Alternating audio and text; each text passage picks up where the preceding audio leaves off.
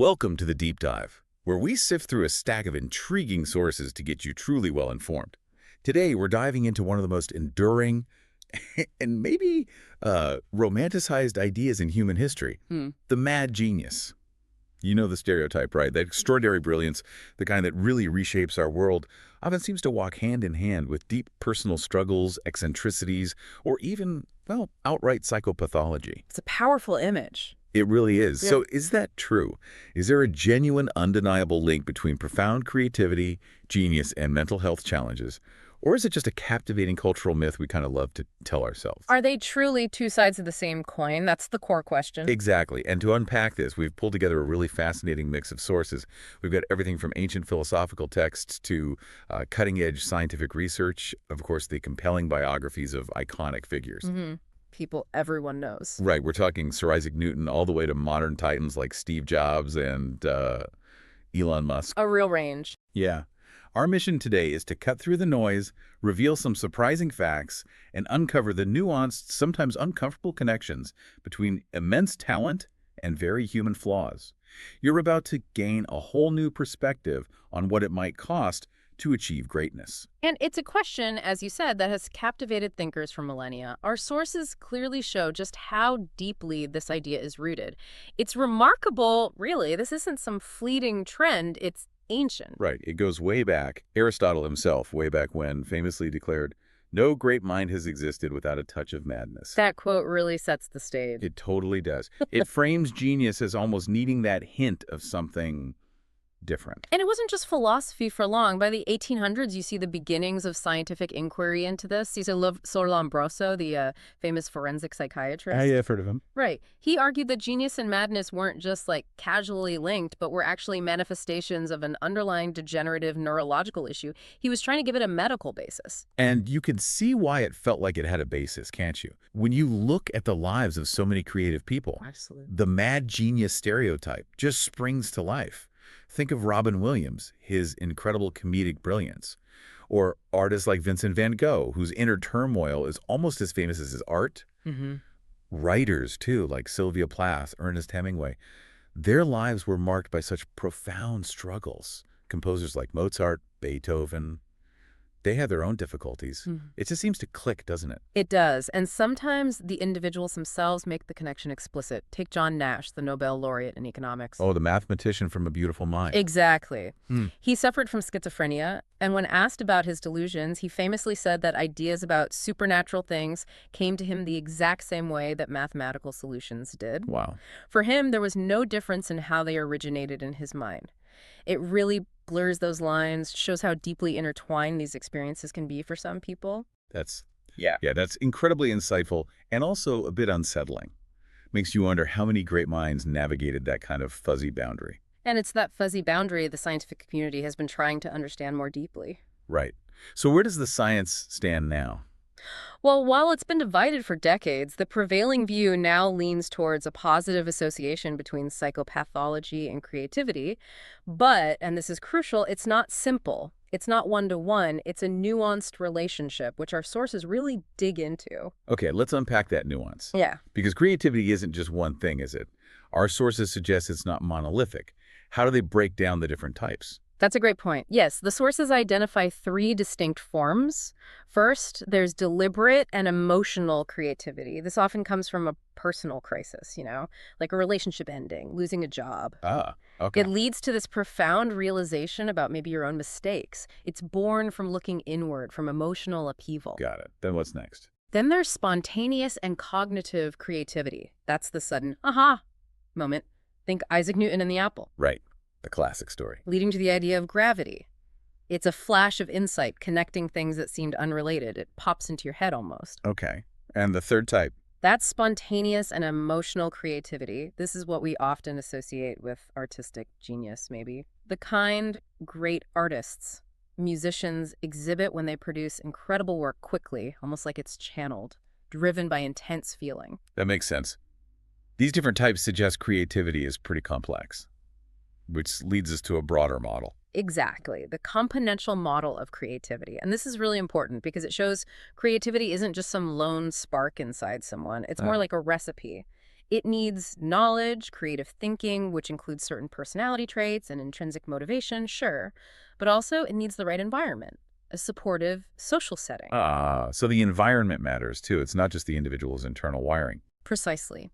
It shifts the view from the lone genius myth towards understanding how critical social support and context are for actually unlocking that creative potential. That's fascinating. So we've got the cultural myth, these different kinds of creativity. What about the actual evidence? How do researchers study this link? Well, our sources point to three main approaches.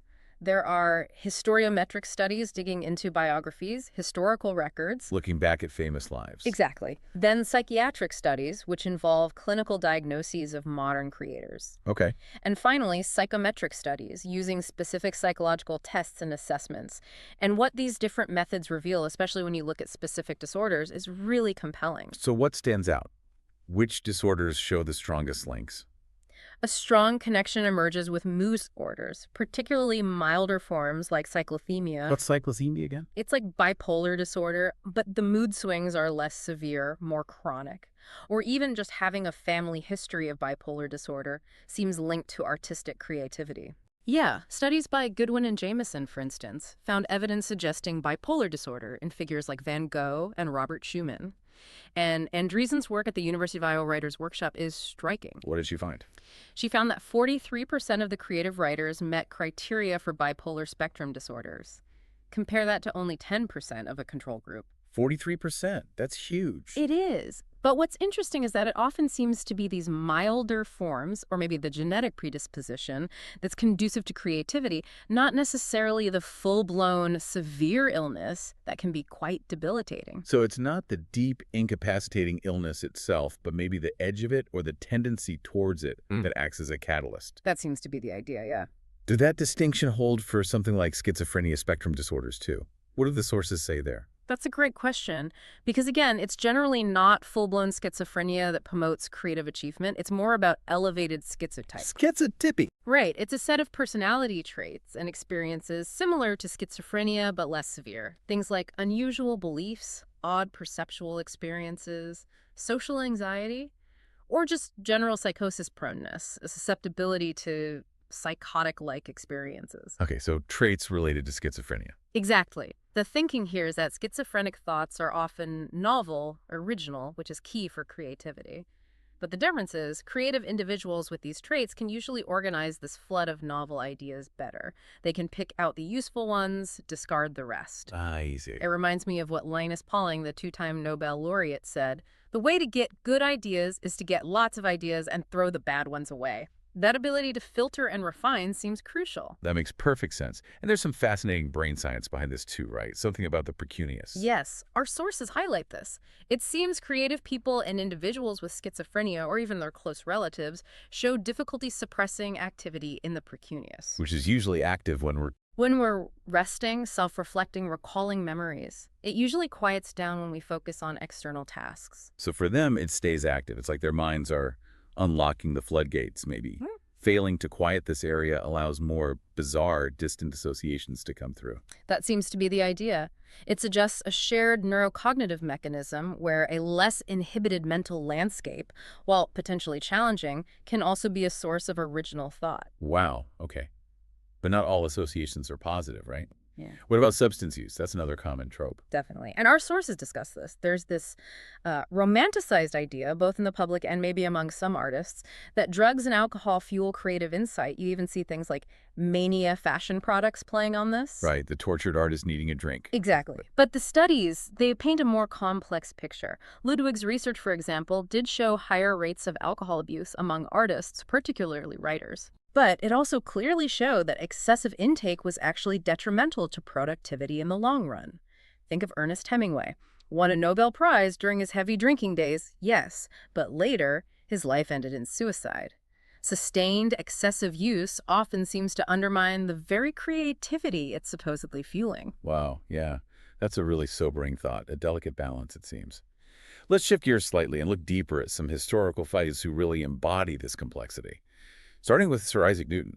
I mean, one of the most influential scientists ever. Absolutely fundamental. But our sources, including the Encyclopedia Britannica, flat out describe him as having psychosis and uncontrollable rages. What was going on there? Newton is a fascinating case. Immense genius, truly world-changing, coupled with a deeply difficult personality. His pronounced psychotic tendencies, as some sources put it, are often linked back to a really traumatic childhood. What happened? He was born after his father died. Then his mother remarried and left him with his grandmother for 9 years. 9 years, wow. Yeah. He even apparently listed a childhood threat to burn his mother and stepfather's house down in an inventory of his sins. These early experiences likely fueled his intense insecurity and inability to handle criticism later on. I can only imagine how that would affect someone. It certainly sheds light on those uncontrollable rages that apparently plagued him throughout his career. Indeed. His fear of criticism was so extreme, he initially refused to publish his most important works. Calculus, gravity, he held them back. Really, he almost didn't publish. He only did so very reluctantly, and when he did publish, he got into these bitter, lifelong feuds. The most famous one was with Gottfried Leibniz over who invented calculus. Ah, the calculus war. Exactly. Newton actually used his power as president of the Royal Society to sabotage Leibniz's reputation even after Leibniz died. It shows a real vindictiveness. That's pretty intense for scientific disagreement. And then there was Robert Hooke. A critique from Hooke, apparently quite condescending, caused Newton to just explode into rage, have what sources describe as basically a nervous breakdown, and retreat into isolation for a while. It shows how deeply he struggled with external validation. It really does. But there was another surprising side to him, too, wasn't there? Something less scientific. Yes. Despite his scientific rigor, our sources reveal he was deeply into the magical Hermetic tradition, alchemy, occult studies. Newton, the father of physics, into magic. Strange as it sounds, yes. And what's fascinating is the idea that this might have actually helped him. It might have given him the, quote, intellectual courage to propose invisible forces like universal gravitation, even when he couldn't mechanically explain how they worked. It let him break from the purely mechanical thinking of his time. That is truly surprising. It shows how different kinds of thinking, even ones we might dismiss today, can contribute to breakthroughs. Okay, let's jump forward. Newton's struggles were centuries ago. What happens when this mix of talent and flaws plays out in our hyper-connected modern world? Let's talk about Steve Jobs. Okay. Our sources paint him as a man of contradictions. Visionary pioneer, sure, but also needlessly cruel, a demanding bully, someone with a really black-and-white worldview. Walter Isaacson, his biographer, made the argument that Jobs' positive and negative sides were just inextricably linked. His genius wasn't just engineering, it was this almost uncanny intuition about the future. Like predicting cell phones would kill the iPod. Exactly, which led directly to the iPhone. Plus, he had that famous reality distortion field, his intense charisma and willpower, and a very dictatorial leadership style. But underlying it all was this focus on product over profit. Craftsmanship, simplicity, quality were paramount. His flaws, in a weird way, seemed tied to his drive. Yeah, that seems to be a recurring theme, doesn't it? The very traits that make them difficult also fuel their vision. Which brings us to another major figure constantly in the news, Elon Musk. Right. Tesla, SpaceX, Neuralink, OpenAI, XAI, an incredible range of ventures. But alongside the immense intelligence and business success, you have the erratic behavior, controversial statements, and this track record of sometimes overpromising on tech advancements. Musk's background also includes challenges. Sources mention bullying, severe beatings as a child. He's also disclosed having Asperger's syndrome and talked about using prescription ketamine. These personal details offer context, though they don't fully explain all his public actions, of course. He also seems to have this incredible mastery of media and public perception. It almost feels like his often controversial or abrasive behavior, especially on X, formerly Twitter. It's not a mistake, it's a feature. It keeps him in the spotlight, certainly. Yeah, it reinforces that dominant, maybe unpredictable leadership style. And that mastery of media is key to his influence. You see it in his shifting political stances, like his recent endorsement of Donald Trump, and also his very outspoken pro-natalist views. The idea that we need more people. Yes. His belief that there aren't enough people, reflected in his own large family sources, note 14 children. These actions, these beliefs, amplified by the platforms he controls or uses, they aren't just personal opinions. They shape his public image and have real-world influence. Okay, so we've covered a lot of ground, from ancient ideas to modern neuroscience, from Newton to Musk. As we try to synthesize all this, what are the deeper implications? Where do we draw the line? Are certain darker personality traits somehow necessary for groundbreaking creativity? That's the million-dollar question, isn't it? Research does find links between creativity and traits like emotional disinhibition, maybe even some forms of dishonesty and risk-taking, traits sometimes seen in psychopathy. But, and this is a really important distinction, our sources make creativity does not seem positively correlated with the more antisocial traits like cruelty or a lack of empathy. So while there might be a certain boldness, maybe rule-breaking, outright harmful behavior isn't the key ingredient. Okay, that's somewhat reassuring. So my creative friends aren't all secretly Hannibal Lecter. What about the dark triad our sources mention? Right, the dark triad refers to three personality traits: narcissism, Machiavellianism, and psychopathy. For creativity, our sources specifically point to narcissism, that sense of grandiosity, entitlement, Okay. that does show a positive correlation with creative achievement, likely because the self-confidence and the intense desire for admiration that come with narcissism can fuel the drive to get recognition for one's ideas. That makes a certain kind of sense. Mm. And do these mental health links show up differently based on gender? They often do, yes. Our sources indicate men are generally more prone to externalizing disorders, things like antisocial behavior, substance abuse, think aggressive, rule-breaking actions. Women, on the other hand, are statistically more likely to experience internalizing disorders, anxiety, depression. So the struggles of creative individuals might look quite different depending on gender, which can affect how their work is seen, how their challenges are treated by society. So it's not just about the individual genius or their struggles, it's also about society's role, isn't it? What's the bigger picture? I think the bigger picture is that we need to acknowledge the whole story. The genius and the destructive behavior, if it exists, not separate them, but understand how they might coexist or influence each other. Okay.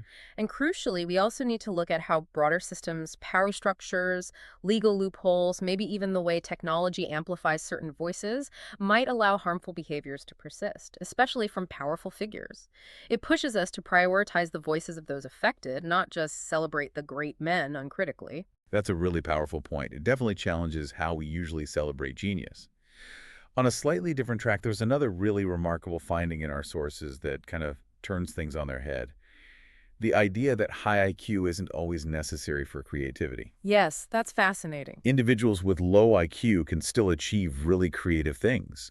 That completely challenges the common belief that you need to be intellectually brilliant for all great achievements. What does that tell us? Well, it tells us that human talent is incredibly multifaceted, doesn't it? Intellect isn't just one thing. Different kinds of intelligence, different kinds of creativity can lead to breakthroughs. It really broadens our definition of what capability even means. It really does. So if we want to encourage future brilliant minds, how do we aim for healthy prodigies? Our sources suggest things like cultivating empathy, encouraging perspective-taking, modeling ethical behavior. Trying to ensure brilliance is matched with responsibility. Yeah, exactly. It sounds like trying to achieve greatness without such a high human cost, perhaps. That's certainly the ideal. Recognizing that exceptional talent is amazing, but it doesn't excuse people from ethical considerations or thinking about their impact on others. It's about nurturing the whole person, intellect, and character. And there you have it, this relationship between genius, creativity, and psychopathology. It's clearly complex, multifaceted, and definitely not a simple equation. No, it's this intricate interplay of psychology, environment, society, even technology, all shaping who achieves greatness and how their struggles play out and affect the world. So considering the profound and lasting impact figures like Newton, Jobs, and Musk have had, how much of their madness, quote unquote, are we as a society truly willing to tolerate for their genius? Yeah. And what's the cost to those around them or to our ethical standards? What stands out to you about how society often measures greatness?